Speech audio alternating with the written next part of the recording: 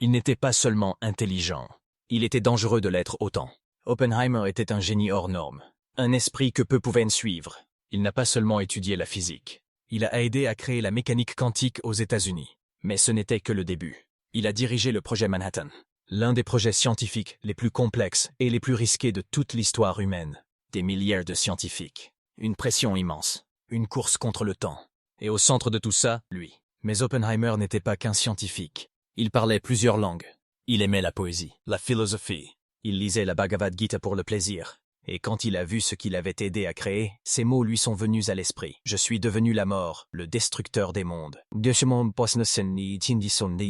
À cet instant, le génie a compris le poids de son intelligence. Il avait donné au monde un pouvoir immense, mais aussi une peur éternelle. Il pouvait débattre de physique, de morale ou de poésie dans la même conversation.